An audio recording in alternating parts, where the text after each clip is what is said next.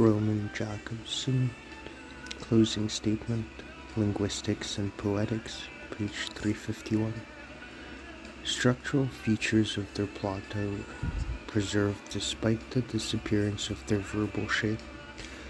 The question whether Blake's illustrations to the Divina Commedia are or are not adequate is a proof that different arts are comparable.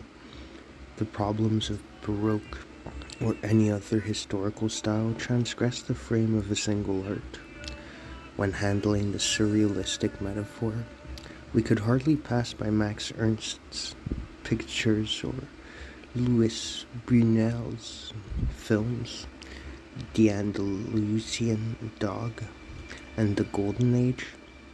In short, many poetic features belong not only to the science of language, but to the whole theory of science, that is, to general semiotics. The statement, however, is valid not only for verbal art, but also for all varieties of language, since language shares many properties with some other systems of signs, or even with all of them, pansemiotic features. Likewise, a second objection contains nothing that would be specific for literature. The question of relations between the word and the world concerns not only verbal art, but actually all kinds of discourse. Linguistics is likely to explore all possible problems of relation between discourse and the university discourse. What if this universe is verbalized by a given discourse, and how is it verbalized?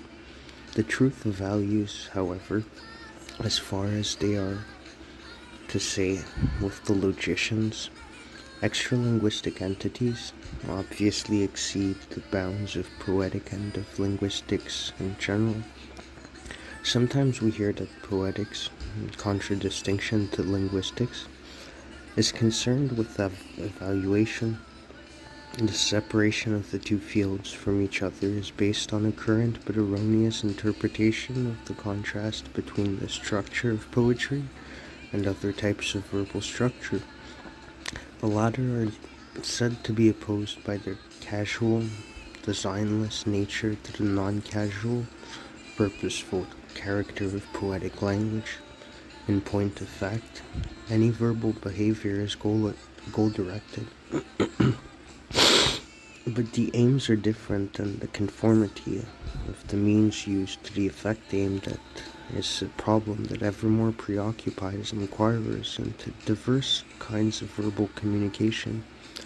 There is a close correspondence, much closer than critics believe, between the question of linguistic phenomena expanding in space and time, and the question of spatial and temporal spread of literary models. Even such discontinuous expansion as the resurrection of neglected or forgotten poets, for instance, the posthumous discovery and subsequent canonization of Gerard Manley Hopkins, d. 1889, the tardy fame of Lautréamont, d. 1870, among surrealist poets, and the salient influence of the hitherto ignored Cyprian Norwood, d. 1883, on Polish modern poetry, find a parallel in the history of standard languages which are prone to revive outdated models, sometimes long forgotten, as was the case in literary Czech, which towards the beginning of the 19th century leaned to 16th century models. Unfortunately, the terminological confusion of literary studies with criticism tempts the student of literature to replace the description of